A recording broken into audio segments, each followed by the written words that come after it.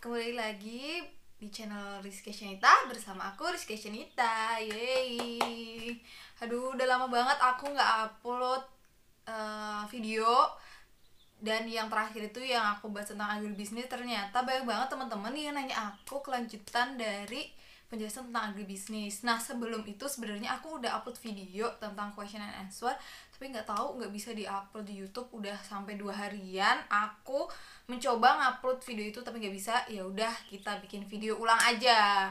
Nah, menjawab pertanyaan teman-teman yang di video aku sebelumnya, jadi aku mau membahas tentang syarat-syarat gimana teman-teman bisa masuk agribisnis, terus mungkin nanti dari biayanya juga, terus tip and triknya gitu. Jadi stay tune terus di channel ini. Yang pertama bakal aku jelasin adalah syarat-syarat untuk masuk di jurusan agribisnis. Jadi yang aku jelasin ini adalah syarat-syarat masuk jurusan agribisnis di Universitas Brawijaya. Kalau teman-teman mau di universitas lain, teman-teman bisa langsung cek di web universitas tersebut. Karena aku kebetulan lulusan agribisnis, makanya aku akan menjelaskan agribisnis yang ada di UB kayak gitu, di Brawijaya ya. Jadi yang pertama, teman-teman harus lulus sekolah menengah atas. Boleh itu SMA, SLTA, MA, SMK, MAK, dan lain-lain. Pokoknya lulus sekolah menengah atas. Terus yang kedua, untuk jurusannya itu sebenarnya kalau di websitenya UB di selmaub.ac.id itu boleh dari jurusan IPA, IPS, kejuruan keagamaan itu boleh aja. Tapi yang menjadi masalah di sini adalah senam PTN dan SBMPTN-nya ini. Apakah di senam PTN dan SBMPTN-nya ini teman-teman diperbolehkan untuk lintas jurusan? Kalau pengalamanku, aku dulu senam PTN dan SBMPTN itu tahun 2013. Itu udah 7 tahun yang lalu, ya kan? Itu udah 7 tahun yang lalu, guys. Itu udah lama banget. Itu setahu aku kalau IPS itu nggak bisa ngambil yang IPA, tapi yang IPA bisa ngambil di yang IPS kayak gitu. Jadi kalian meskipun di UB-nya itu bisa, kalian harus cek lagi di senam PTN atau di SBMPTN-nya apakah bisa lintas jurusan seperti itu. Sebenarnya kalau IPS, kalau ditanya IPS bisa masuk agribisnis, bisa. Kalau di UB bisa, soalnya di website-nya bilang kayak gitu. Tapi penyaringnya ini melalui senam PTN dan SBMPTN ini, apakah teman-teman itu bisa apa enggaknya itu teman-teman harus cross check lagi di syaratnya di senam PTN dan SBMPTN. Mungkin kalau misalkan teman-teman nggak masuk lewat senam PTN atau SBMPTN, teman-teman masuk lewat jalur mandiri, itu mungkin bisa teman-teman dari jurusan IPS atau dari SMK. Cuma dulu ada temen aku, dia itu dari SMK Pertanian, kalau nggak salah di Jember, itu bisa masuk senam PTN. Mungkin kalau senam PTN, SBMPTN dengan masih ada berhubungannya kali ya, pertanian kan, dan agribisnis ini masuknya di fakultas pertanian, jadinya masih bisa. Itu aku nggak tahu lagi. Teman-teman kalau pengen tahu IPS bisa ngambil di agribisnis, bisa. Cuma di senam PTN sama aturan di SBMPTN ini teman-teman yang harus cari tahu lagi gitu. Kan teman-teman yang lebih tahu. Aku masuk kuliah juga udah 2013 yang lalu kan. Jadi teman-teman lebih baik cross check lagi. Terus untuk syarat yang ketiga, teman-teman itu harus bebas dari narkoba. Soalnya pas waktu aku dulu itu, kalau nggak salah ada tes kencing ya. Jadi pas waktu ngambil mau ngukur alma mater kalau nggak salah, itu ada kayak tesnya gitu, tes kesehatan lah istilahnya, untuk apa, ngukur tekanan dan lain, urin gitu-gitu. Jadi teman-teman harus bebas narkoba. Jadi teman-teman jangan pakai narkoba biar bisa kuliah kayak gitu. Soalnya pas waktu aku baca kemarin tuh hampir semua jurusan tuh nggak harus bebas narkoba gitu loh. Itu yang ketiga. Yang keempat, teman-teman kalau di agribisnis teman-teman boleh buta warna. Soalnya kita nggak yang kayak di elektro gitu kan, yang banyak kabel berwarna-warni. Kita warna-warnanya itu mungkin pas waktu gambar hama atau pas ngukur tanah itu pun kan warnanya coklat semua, nggak yang hijau sama biru kan. Jadi untuk teman-teman yang buta warna, jurusan agribisnis sangat membuka pintu selebar-lebarnya agar teman-teman bisa. Soalnya dulu temen aku ada yang lulus SNMPTN tapi itu di ITB, jadi dia buta warna. Sebenarnya dia buta warnanya tuh parsial, cuma karena jurusannya itu teknik jadi dia nggak bisa. Akhirnya dia ikut SBMPTN lagi dan keterima di agribisnis gitu. Jadi untuk teman-teman yang nggak tahu apakah buta warna atau enggak, mending dicek. Jadi pas waktu milih jurusan teman-teman tahu, jadi nggak kecewa di awal gitu kan. Terus yang keberapa tadi ya, pokoknya seterusnya teman-teman harus sehat jasmani dan rohani, soalnya kita kan banyak ke lapangan, jadi jangan sampai sakit kayak gitu sih. Terus yang selanjutnya yaitu harus lulus SNMPTN dan SBMPTN baru kalian bisa masuk di agribisnis. Terus aku ada yang nanya, Kak, rata-rata nilainya berapa biar bisa masuk di agribisnis? Nah kebetulan aku masuknya SBMPTN teman-teman, jadi aku nggak tahu berapa rata-rata nilainya, dan itu semua tuh kayak walau gitu. Gimana penyaringannya aku juga nggak tahu, aku bukan orang yang melakukan penyaringan. Dan kebetulan aku juga SBMPTN, jadi kalau ditanya tentang rata-rata nilai aku nggak tahu.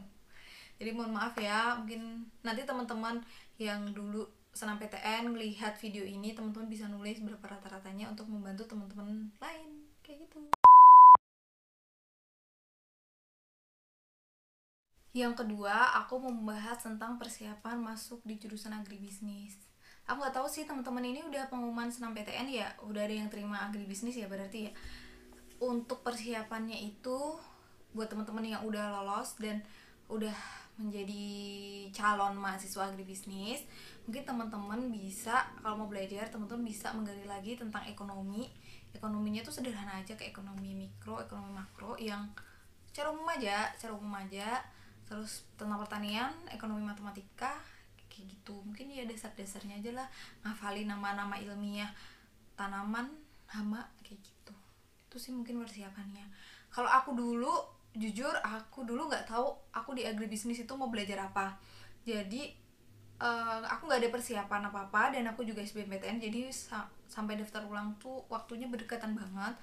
Aku malah nyari kosan, terus adaptasi tinggal di Malang, terus aku lebih ke nyiapin bahan-bahan ospek kalau aku dulu sih. Jadi aku mengalir aja gitu seperti air. Aku dulu juga bukan dari anak ekonomi, jadi aku juga nggak tahu ekonomi. Aku taunya cuma pembukuan dulu, soalnya di SMA aku kelas satunya tuh ada, ya mungkin bekalku itu doang, pembukuan itu doang. Terus aku nggak ada persiapan apa apa sih, aku cuma nyiapin bahan-bahan ospek aja. Terus apa lagi ya, iya kayaknya nyiapin itu doang. Aku kayak let it flow aja, mengalir, soalnya kuliahnya enak, diajarin dosen juga, terus kita juga dikasih waktu praktikum yang ada kakak asistennya atau kakak mentornya itu ngajarin kita lagi. Kalau misalkan di kuliahan sama dosen gak paham, kita nanya lagi ke kakak mentornya gitu. Terus juga sering kerja kelompok, jadinya ya belajar bareng sama teman-teman. Jadi aku nggak ada persiapan khusus untuk kuliah di agribisnis. Mungkin yang mau aku ceritakan di sini bagaimana persiapan aku untuk SBMPTN kali ya. Boleh ya aku cerita itu kan ya. Jadi pas aku SBMPTN, jujur aku dulu udah berharap banget aku lolos SNMPTN, karena aku yakin nilaiku udah bagus-bagus dulu itu, meskipun ya agak sing gitu kan, sing gitu, nggak yang gitu, nggak kayak gelombang gitu. Aku yakin banget aku keterima di PB, dan ternyata aku harus sakit hati karena aku nggak keterima di PB dan aku nggak ada bimbel. Jadi aku itu dulu bimbel cuma buat UAS. Kok UAS sih, ujian sekolah, ujian akhir UAN. Aku cuma belajar buat UAN doang, aku les cuma buat UAN doang. Dan kalian tahu kan kalau soal SBMPTN itu susah banget, makanya aku tuh nggak ada belajar sama sekali guys. Dan aku baru beli bukunya itu setelah pengumuman SNMPTN aku gagal. Aku baru beli bukunya, aku baru coba belajar, dan yang aku pelajarin itu kebanyakan yang aku bisa ya kayak TPA gitu. Terus aku pun belajarnya itu kalau nggak H-1 atau H-2 minggu sebelum aku tes. Bayangin dong, H-1 H-2 kalau nggak H-1. minggu sebelum aku tes, dan aku belum ada belajar sama sekali tentang SBMPTN. Sampai ibuku itu bilang, kamu mau ikut bimbel nggak? Aku tuh sampai yang nggak deh, aku nggak usah ikut bimbel, aku tambah pusing nanti kalau aku tuh bimbel, tambah banyak kan kayak cara-cara cepat lah, apalah di GO kan banyak kayak cara cepat apa, terus bukunya gede-gede gitu. Aku kayak aduh nggak deh, aku daripada aku pusing mending aku belajar buku yang itu guys, buku yang di Gramet itu, yang cara apa sih, kunci apalah yang buat SBM kayak gitu. Udah aku belajar dari situ, aku dipinjemin buku TPA sama temen aku kalau nggak bisa aku tanya temen aku. Udah gitu caraku dulu belajar SBMPTN. Bayangin dong, aku baru belajar Hamin 1 atau Hamin 2 minggu, gara-gara tuh aku kayak masih sedih banget itu loh. Kayak teman-temanku tuh kayak pada semuanya tuh lulus senam PTN. Aku kalau bahas SBMPTN aku jadi sedih karena aku ngelihat perjuangan aku dulu. Ya ampun guys, aku tuh sampai kalau ditanya teman-temanku tuh aku nggak bales, dan aku tuh sampai malas banget kalau harus pergi ke sekolah. Dan aku pergi ke sekolah itu cuma buat tanda tangan ijazah doang guys. Aku nggak mau lagi balik ke sekolah karena aku malas banget ditanyain guru-guru, Rizky udah keterima di mana. Aku malas banget, aku malas banget guys. Tahu kan kalian yang gak lulus senam PTN gimana rasa sedihnya kalian ketika teman-teman kalian udah I'm free, aku bisa menikmati liburan yang panjang ini, dan kalian harus belajar. Nah itu yang aku rasakan. Aku tuh mau apa, iniin kayak ikhlasinnya itu loh guys, itu lama banget. Aku ngiklasinnya itu lama banget, makanya itu aku jadi belajarnya itu cuma mungkin sedikit. Harusnya tuh nggak boleh gitu, harusnya tuh aku lebih ikhlas, langsung semangat gitu kan. Nah itu karena ya namanya aku manusia guys, jadinya gitu. Terus habis itu aku tergeraknya itu aku nulis di blog, nggak salah itu aku nulis di blog ya, bahwa I'm okay dengan keadaan seperti ini. Terus aku harus membuktikan aku nggak bimbel, aku bisa kok masuk kuliah gitu di universitas negeri, aku bisa. Dan masalahnya kan aku anak pertama kan, mau nggak mau aku harus kuliah, aku harus membuktikan bahwa aku tuh bisa gitu. Ya udah, jadi yang aku pelajarin itu lebih ke TPA yang aku bisa ya. TPA pasti kalian bisa lah TPA. Terus habis itu biologi, kimia, bahasa Indonesia kalau nggak salah. Aku lebih banyak belajar itu ketimbang aku tuh nggak bisa bahasa Inggris guys. Aku nggak bisa bahasa Inggris. Terus aku juga malas baca kan, banyak bacaan kan kalau bahasa Inggris, dan fisika dan matematika. Jadi itu yang aku nggak terlalu pelajari banget. Jadi aku mempelajari apa yang bener-bener aku kuasain, jadi biar aku bisa lebih yakin pas aku ngejawab. Soalnya kan kalau SBMPTN itu ada nilai plus minusnya.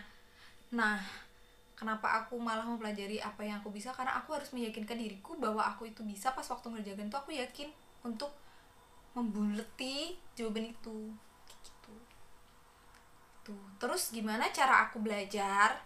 Nah jadi cara aku belajar itu aku belajar itu 2 jam istirahat, 2 jam gitu guys. Kayak 2 jam aku belajar TPA, 2 jam aku belajar biologi, istirahat, 2 jam aku belajar kimia, 2 jam aku gantian belajar bahasa Inggris, matematika, fisika itu aku gantian, sama bahasa Indonesia itu aku gantian. Kalau aku bosan ya misalkan aku ujian matematika aku bosan, aku bahasa Indonesia aku bosan bahasa Inggris. Kayak gitu sih aku belajarnya dulu. Dan aku nggak try out guys, jadi aku itu dulu sempat mau try out. Jadi dulu itu aku inget banget belum ada kayak ruang guru dan lain-lain, adanya tuh Zenius tuh aku inget banget karena aku pernah download soal di Zenius. Dulu itu aku tahu dari Twitter kalau nggak salah, tahu dari Twitter di Zenius, terus aku download, terus aku pelajari, terus aku nggak ada try out. Jadi dulu itu kalau nggak salah ada portal gitu deh, kayak semacam modelan kayak kaktus kok apa sih guys, kaskus. Nah modelnya kayak kaskus gitu, tapi aku lupa apa. Pokoknya daftarnya itu lewat Telkomsel, nomor Telkomsel gitu. Aku tuh mau try out di situ guys, try out online, cuma jaringannya itu bener-bener lemot. Aku nggak ada wifi, aku cuma ngandelin smartfriend yang rumahku pun juga nggak di kota, jadi sinyal susah banget. Ya udah aku jadi lewat try out itu. Jadi aku nggak try out, jadi aku ngerjain, aku try out diriku sendiri. di hari Sabtu sama Minggu itu eh aku itu jadi kayak misalkan aku ngerjain soal nih, misalkan aku lupa ya soal SBMPTN tuh gimana. Jadi di soal misalkan soal TPA tuh 20, jadi kayak aku ngasih waktu gitu loh, kalau TPA itu berapa menit dengan berapa soal, terus nanti aku koreksi di kunci jawabannya, berapa yang benar aku berapa yang salah, kayak gitu sih aku dulu sistem belajarnya. Aku nggak pakai bimbel sumpah, karena aku kalau di bimbel itu pasti aku lebih pusing karena banyak rumus baru, jadi aku mending belajar sendiri. Dan alhamdulillahnya aku bisa guys. Aku itu dulu kalau nggak yakin aku nggak jawab kalau SBMPTN. Kalau sekarang UTBK ya gimana sih, UTBK, nah itu pokoknya aku tuh kalau nggak yakin nggak aku jawab. Dan aku dulu inget banget bahasa Inggris itu aku nggak aku kerjain, jadi aku langsung buletin aja tuh A B C D kayak ke bawah gitu, A B C D gitu. Itu sih, ya Allah, tapi alhamdulillahnya lolos sih. Buat teman-teman yang sekarang lagi berjuang SBMPTN, cari jurusan yang kalau kalian pas-pasan, aku nggak ngomong kalian nggak pinter, nggak. Kalau kalian pas-pasan dan kalian pengen kuliah di universitas negeri, kalian cari jurusan yang daya tampungnya tuh banyak tapi dia bagus, akreditasinya A. Kalian juga harus tahu akreditasi itu menentukan juga untuk kalian cari kerja nantinya. Jadi jangan sampai kalian masuk di jurusan yang akreditasinya itu C atau apa gitu, mending yang A dan udah bagus. Kalau kalian masih menuntut kalian pengen kedokteran tapi kalian pas-pasan, kalian harus belajar lebih sih menurut aku. Itu sih tips aku. Coba try out sendiri. Kalau misalkan malam kalian free, kalian bisa try out sendiri. Itu kuncinya sih, biar nggak deg-degan cuy. Kalau ngandelin try out di itu doang nggak apa ya namanya, nggak cukup. Terus kalau try out sendiri ya gitu, nggak bisa langsung lihat jawaban, jangan. Kalian harus jujur kepada diri kalian sendiri kayak gitu. Itu untuk tadi nanya persiapan masuk di agribisnis, malah aku curhat tentang persiapan aku sebagai PTN. Gak apa ya.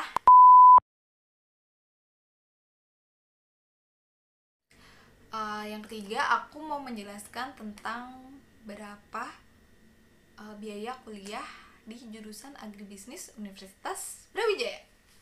Jadi aku baca ya, aku cheating guys, aku nggak hafal daripada aku salah. Jadi untuk senam PTN dan SBMPTN 2020 berdasarkan keputusan Menteri Riset, Teknologi dan Pendidikan Tinggi nomor 194/M/KPT 2019 dan peraturan Rektor UB nomor 8 tahun 2020 tentang biaya pendidikan agribisnis. Kalian tahu kan kalau sistemnya itu UKT atau uang kuliah tunggal yang dibayarkan setiap 1 semester sekali. Jadi itu ada 6 golongan. Golongan pertama itu 500.000 setiap 1 semesternya, golongan 2 1 juta, golongan 3 3250, golongan 4 juta, golongan 5 juta, dan golongan 6 juta. Jadi golongan itu berdasarkan apa? Nanti kalau aku dulu itu setelah masuk itu ada beberapa formulir yang harus dilengkapi. Mungkin kalau sekarang online atau gimana aku nggak tahu, pokoknya ada beberapa formulir, gaji, PLN, dan lain-lain dilengkapi. Terus nanti UB-nya deh yang nyeleksi berapa UKT kalian gitu. Kalau kalian nanya lagi tentang UKT di universitas lain, aku nggak tahu, kalian cek aja di web penerimaan mahasiswa barunya mereka, pasti ada. Soalnya ini aku juga dapat dari selmaub.ac.id. Kalian yang nanya tentang beasiswa, tenang aja, di UB itu banyak banget beasiswanya. Kalau misalkan teman-teman nggak lolos bidik misi tapi teman-teman itu nggak mampu, teman-teman banyak kok banyak kok beasiswanya. Terus teman-teman juga bisa, selain beasiswa, teman-teman juga bisa mengajukan keringanan UKT.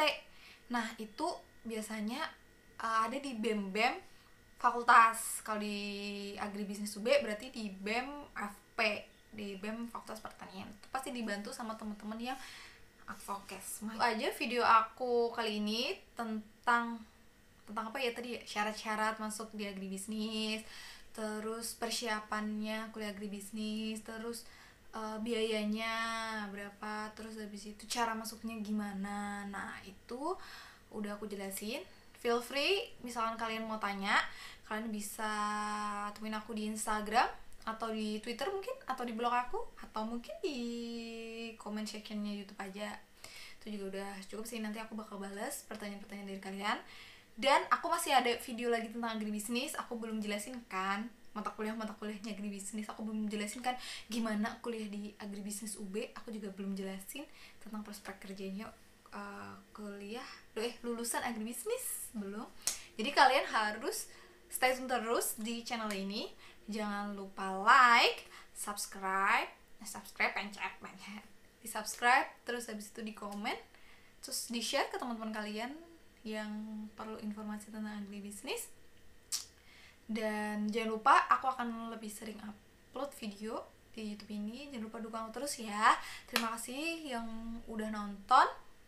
Dan wassalamualaikum warahmatullahi wabarakatuh. Dadah.